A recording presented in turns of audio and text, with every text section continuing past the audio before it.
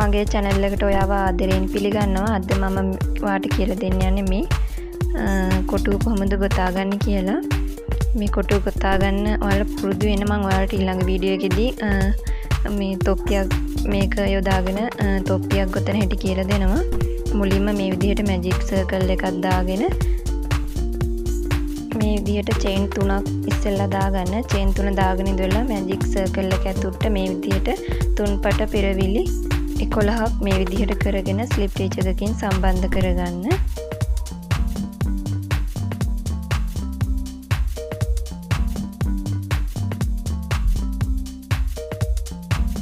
දැන් මේ ඊළඟ වටය පටන් ගන්න යන්නේ. ඊළඟ වටේදී මේ වැඩි නූල මේ විදිහට කපලා අයින් කරලා ඒ කහ පාට නූල සම්බන්ධ කරගන්න. මම මේ සම්බන්ධ කරගන්න විදිහටම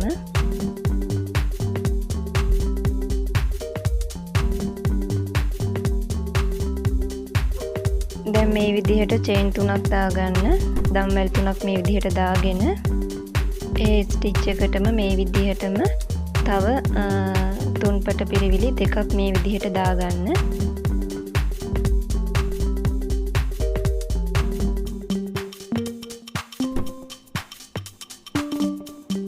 ඊළඟට මේ විදිහට දම්බෙල් දෙකක් දාගෙන ඊළඟ ස්ටිච් එකට මේ වගේ තුන්පට පිරිවිලි 3ක් දාගන්න.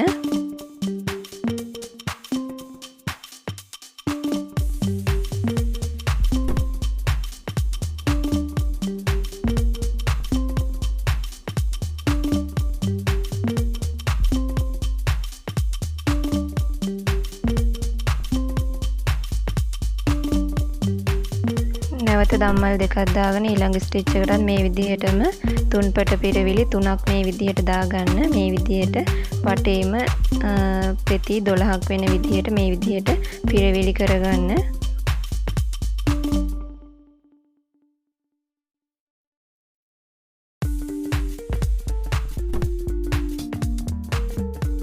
ඒ අවසන් වෙලා ස්ලිප් ස්ටිච් එකකින් මේ විදිහට සම්බන්ධ කරගෙන වැඩි නූල කපලා අයින් කරන්න.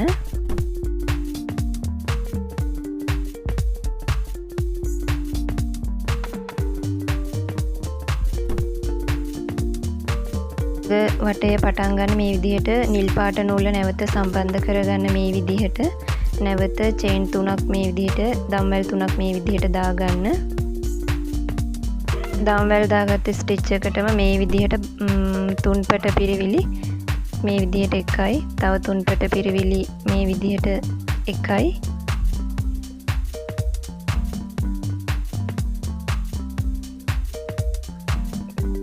ඊට පස්සේ දම්බෙල් 3යි. ඊට පස්සේ ස්ටිච් එකට මේ විදිහට තුන්පට පිරිවිලි 3ක් මේ විදිහට දාගන්න. මේ විදිහට තුන්පට පිරිවිලි 3ක් දාගන්න. ඊට පස්සේ අනිත් හිඩසට මේ විදිහට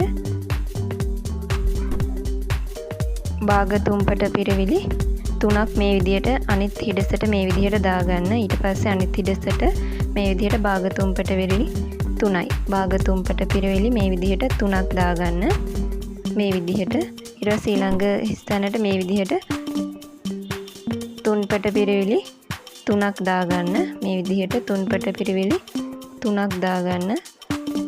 ඊට පස්සේ දම්වැල් 3ක් දාගෙන එතන ස්ථානටම මේ විදිහට තුන්පට පිරිවිලි 3ක් මේ විදිහට දාගන්න. මේ විදිහට තුන්පට පිරිවිලි 3ක් දාගෙන ඊළඟ ස්ථානට භාග තුන්පට පිරිවිලි 3යි. ඊළඟ ස්ථානට භාග තුන්පට පිරිවිලි 3යි. මේ විදිහට මේ රටාවට වටේම කරගන්න. ඔයාලා මේ කොටස හොඳට නිර්මාණය ගොතන්න පුරුදු වෙන්න. මම ඊළඟ වීඩියෝ එකෙන් බකට් හැට් එකක් ගොතන හැටි තමයි කියලා දෙන්නේ. මේක යොදාගෙන ලස්සන බකට් හැට් එකක් අපි ගොතමු. එහෙනම් මේක හොඳට ගොතන්න පුරුදු වෙන්න. ඒ වගේම මගේ channel එක subscribe කරන්න අමතක කරන්නත් එපා. මගෙත් එක මේ වගේ වීඩියෝ බලන්න දිගටම රැඳී ඉන්න subscribe කරන්න.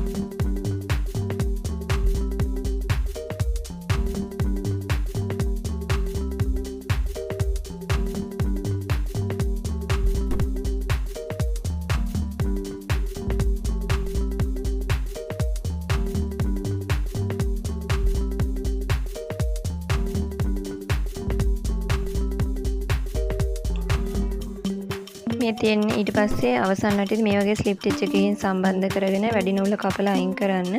මේ තියෙන්නේ මම නිර්මාණය කරගත්තේ කොටුව. ඔයාලටත් පුළුවන් මේ වගේ කොටුවක් දැන් නිර්මාණය කරගන්න. මගෙත් එක්ක රැඳී සිටියට බොහොම ස්තුතියි.